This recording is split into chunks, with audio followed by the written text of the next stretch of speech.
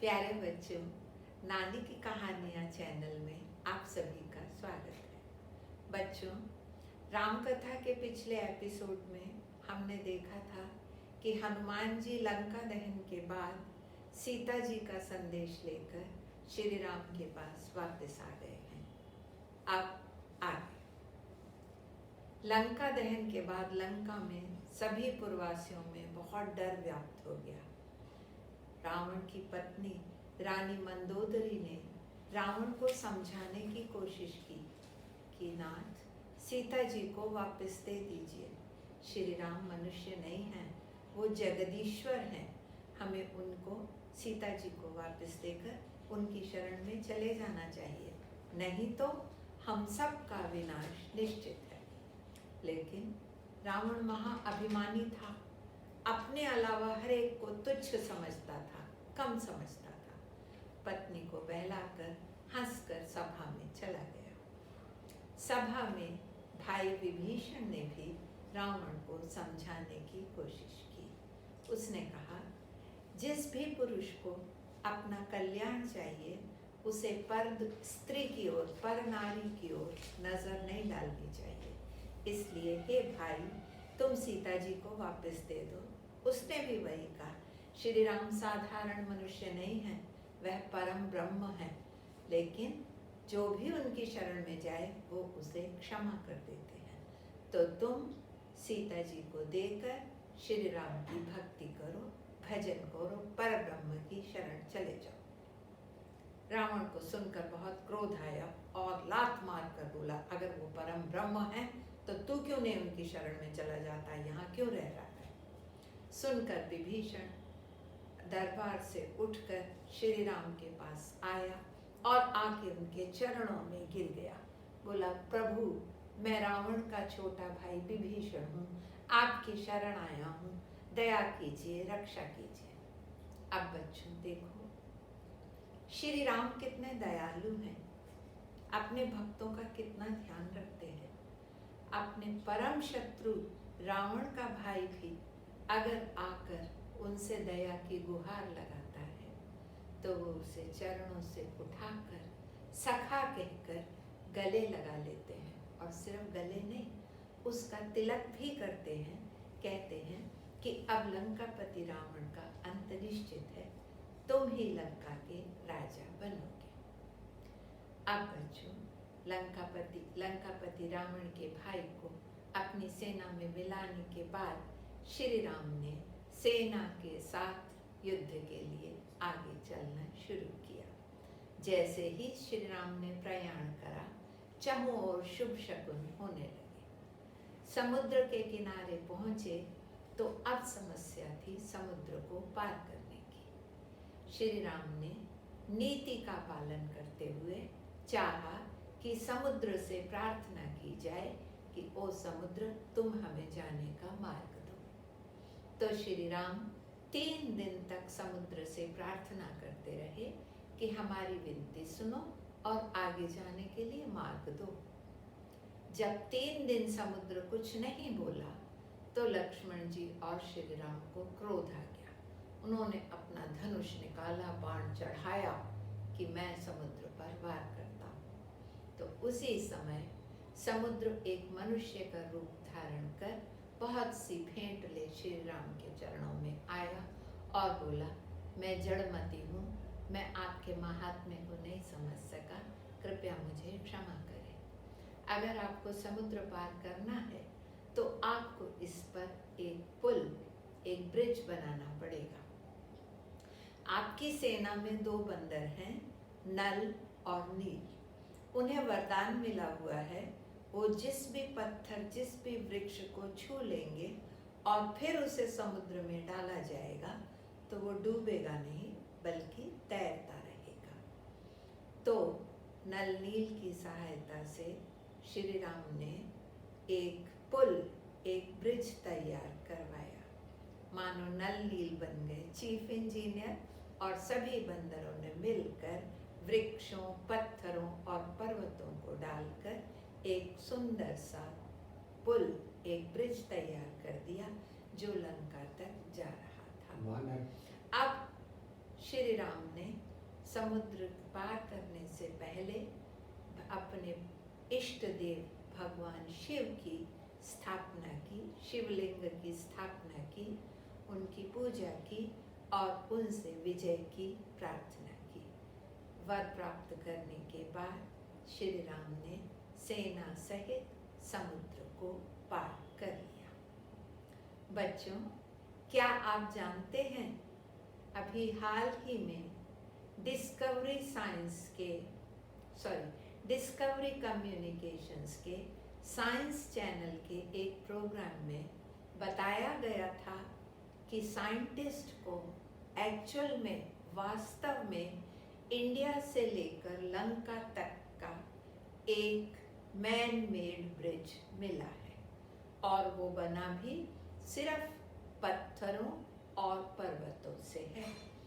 और साइंटिस्ट ने further research की तो लगता है कि वो ब्रिज 7000 साल पुराना है। तो ऐसा लगता है कि ये हमारा राम सेतु ही है। और एक बात और, भारत के तमिलनाडु में एक मंदिर है, रामेश्वरम मंदिर। ऐसा माना जाता है उस मंदिर में स्थापित शिवलिंग वही है जिसकी भगवान राम ने स्थापना की थी और पूजा की थी। तो ये सभी प्रमाण बताते हैं कि राम कथा कोई कथा नहीं है, बल्कि श्री राम ने वास्तव में इस धरती पर अवतार लेकर ये सभी लीलाएं की थी। चलिए अब वापस अपनी स्टोरी पर आते हैं। श्री राम ने लंका के पास पहुंचकर एक शिविर डाला, डेरा डाला और युद्ध से पहले एक शांति दूत अंगद को, बाली के पुत्र अंगद को रावण के पास भेजा। अंगद ने जाकर कहा, श्री राम कह रहे हैं अगर तुम अभी भी सीता को दे दो, ओ रावण, अगर तुम अभी भी सीता को वापस दे दो तो मैं बिना युद्ध करे ही शांति से लौट जाऊंगा। अब बच्चों, रावण तो अहंकारी था। देखो उसका उत्तर। उसने कहा, अच्छा, तुम्हारा स्वामी वो राम मुझसे डर गया है, इसलिए अब ये शांति की बात कर रहा है। अगर बंदर यहाँ आए तो मेरे राक्षसों को तो मानो भोजन मिल जाएगा। अंगद ने कहा, भोजन की बात तो छोड़ो, हमारे यहाँ का एक एक बंदर तुम्हें मारने के लिए पर्याप्त है। रावण ने कहा, ऐसा कभी संभव ही नहीं है। अंगद ने कहा, देखो, मैं अपना एक पैर धरती पर रख रहा हूँ, तुम्हारे यहाँ अगर किसी में दम है तो आकर मेरा ये चरण उठाकर दिखा दे। अब रावण के सभी योद्धा आए, बारी बारी से आए। योद्धाओं के बाद उसका परमवीर पुत्र मेघनाद तक आया, लेकिन उठाना तो छोड़, कोई उस चरण को हिला भी नहीं सका। रावण जब खुद वो चरण छूने के लिए आने लगा तो अंगद ये कहकर चला गया कि अगर तुम्हें चरण छूने ही हैं तो जाकर श्री राम के चरणों में जाओ, विनती करो, मेरे नहीं। अब श्री राम ने दूसरे दिन सुबह ही लंका पर आक्रमण कर दिया। आक्रमण यानी अटैक। अटैक के लिए श्री राम ने एक योजना, एक स्ट्रेटेजी बनाई। देखो बच्चों, लंका एक किला है, उसके 4 द्वार थे, पूर्व, पश्चिम, उत्तर, दक्षिण, चारों ओर। तो श्री राम ने अपनी सेना की 4 टुकड़ियां बनाई, उन सबका एक एक सेनापति बनाया और उनको कहा कि जाओ एक एक द्वार पर जाकर हमला बोल दो। अब जब वानर आकर जय जयकार करते हुए श्री राम की जय, लक्ष्मण की जय करते हुए हर द्वार को तोड़ने की कोशिश करने लगे, पत्थर, वृक्ष और कोई कोई तो उठाकर बड़े बड़े पर्वत मारने लगे द्वार पर, तो लंका में अंदर कोलाहल मच गया। रावण ने सबको ललकारते हुए, सबको युद्ध के लिए भड़काते हुए कहा, अट्टहास करा और कहा कि जाओ वानर आए हैं, जाकर अपनी भूख मिटाओ। उधर वानर, रीछ सब मिलकर द्वार तोड़ने की कोशिश करते रहे, लेकिन लंका का किला बहुत स्ट्रांग था। कोई भी दरवाजा जब नहीं टूटा तो सभी वानर, भालू, वो तो थे ही वानर और भालू, किले पर चढ़ गए और दीवार से नीचे कूद गए। अब सब लंका में प्रवेश कर गए। अब तो राक्षसों और वानरों में भयंकर घमासान युद्ध होने लगा। देखो बच्चों, राक्षसों के पास तो भिंडीपाल, तोमर, मुदगल, फारसा, कृपाण, कटारी, तलवार, शूल, पता नहीं कितने हथियार हैं। और वानरों के पास हथियार के नाम पर सिर्फ वृक्ष, पत्थर और जो बड़े हैं वो पर्वत तक उखाड़ लेते हैं। लेकिन इतनी चतुराई से, इतने कौशल से, इतनी फुर्ती से उन्होंने राक्षसों को मारना शुरू करा। कहीं उनकी टांग पकड़कर खींच लेते, कहीं उनको आपस में मसल मसल रगड़ रगड़ तोड़ डालते, कहीं अपने शरीर से मसल कर रगड़ कर तोड़ डालते कि राक्षस तो भाग खड़े हुए।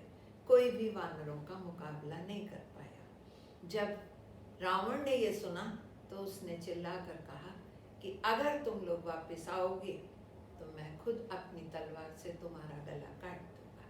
ये सुनकर मृत्यु के भय से सब राक्षस वापस आकर सैनिक फिर से युद्ध करने लगे। अब उनमें इतना डर व्याप्त हो गया था कि वो भी बहुत ही वीरता से अपने सभी अस्त्र शस्त्र फेंकने लगे। अब जब इतने अस्त्र शस्त्र चलाए तो एक ओर के वानरों में भी भय व्याप्त हो गया। वो भी डरने लगे और वो भी इधर उधर भागने लगे। हाय अंगद, हाय हनुमान, आओ आकर हमें बचाओ। अब देखो बच्चों, अंगद और हनुमान उस समय कहाँ थे, क्या कर रहे थे, चलिए देखते हैं। अंगद और हनुमान उस समय पश्चिमी द्वार पर युद्ध कर रहे थे। वो द्वार भी नहीं खुला तो ये भी पूरी सेना, अंगद, हनुमान सब किले पर चढ़कर नीचे कूद गए। हनुमान की वीरता के चर्चे दूर दूर तक थे। तो मेघनाथ खुद वहां पर रथ में बैठकर आया। हनुमान जी ने एक बड़ा सा पर्वत उठाकर उसके रथ पर मारा, रथ को तोड़ गिराया, सारथी को मार गिराया और मेघनाथ को जाकर ऐसी कसकर लात मारी कि मेघनाथ जाकर धरती पर गिर पड़ा। फौरन दूसरा सारथी दूसरा रथ लेकर आया और मेघनाथ को रथ में डालकर उठाकर रावण के पास ले गया। अब बच्चों, उस समय युद्ध का एक नियम था। क्या नियम था? जैसे ही दिन समाप्त हो जाता था, जो जहां था वहीं युद्ध को समाप्त करके वापस आ जाता था। तो अब दिन समाप्त हो चला था। सभी वानर, सभी भालू युद्ध समाप्त करके श्री राम के पास आ गए। श्री राम ने अपनी एक नज़र से ही प्रेम पूर्वक वानरों भालुओं को देखा।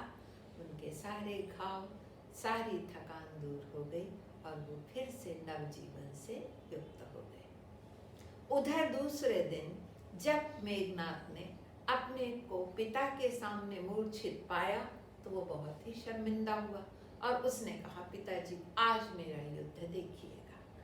अब वो डंके बजाते हुए, रावण की जय जयकार करते हुए युद्ध स्थल के लिए आया और चिल्लाने लगा, कहाँ है अंगद, कहाँ है हनुमान, कहाँ है लक्ष्मण, कहाँ है राम, मैं सभी को मारता हूँ। ऐसे बाणों की झड़ी लगाई कि सब वानरों को तो सामने सिर्फ बाण ही बाण नजर आने लगे। वानर कुछ डर गए तो श्री राम ने जाकर एक ही बाण से सब बाणों का सफाया कर दिया। अब वो हनुमान जी दूसरी तरफ से एक पर्वत लेकर आए और मेघनाथ की ओर बढ़े।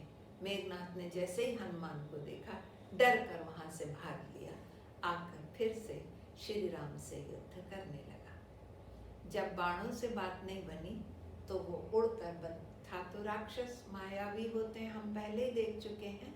उड़कर ऊपर आकाश में चला गया और वहां से खून, बाल, हड्डियां, पीप सब कुछ ऊपर से बरसाने लगा।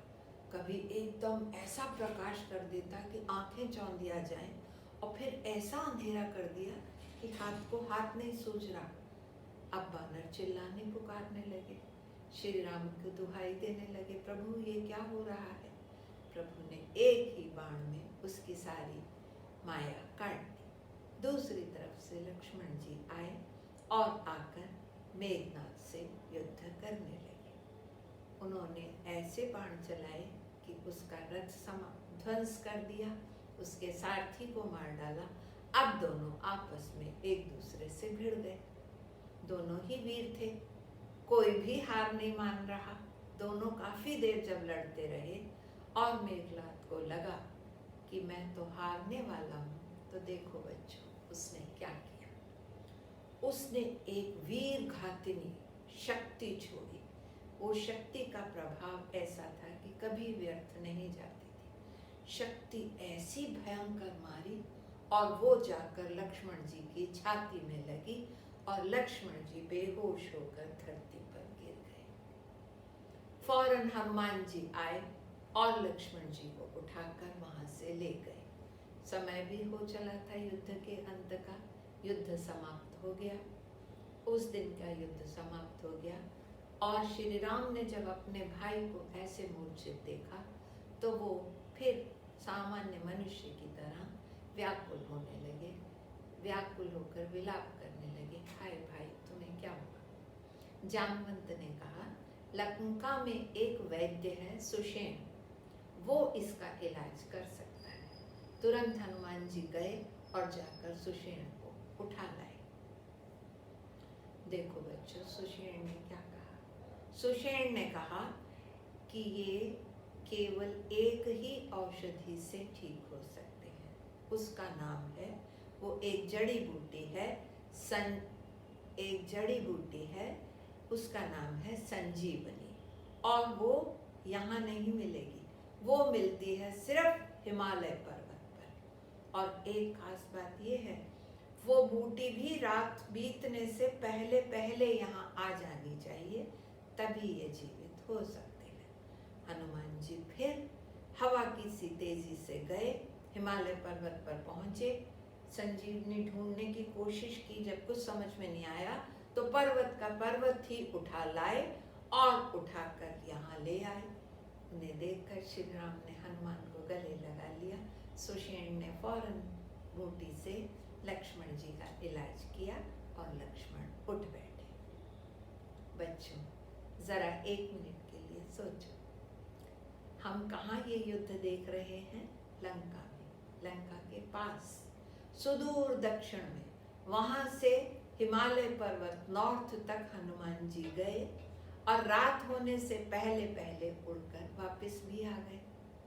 आज के युग में तो शायद प्लेन से भी इतना संभव ना हो, तो हनुमान जी ये असंभव कार्य कैसे कर पाते हैं? बच्चों हनुमान जी कौन हैं? वो हैं श्री राम के परम भक्त, श्री राम के अनन्य सेवक। सो श्री राम अपने सेवक से ऐसे इम्पॉसिबल कार्य करवाते हैं। क्यों? क्योंकि वो उनकी महिमा, उनका गौरव, उनका सम्मान बढ़ाना चाहते हैं। तो बच्चों अगर हम भी भगवान में पूर्ण आस्था, पूर्ण विश्वास रखकर भक्ति पूर्वक अपने अपने कर्तव्य करें तो शायद भगवान हमारा भी कल्याण करें। सो बच्चों इस रोमांचक युद्ध में आगे क्या हुआ, इसका क्या परिणाम निकला, ये सब हम देखेंगे अगले एपिसोड्स में। तब तक के लिए नमस्कार।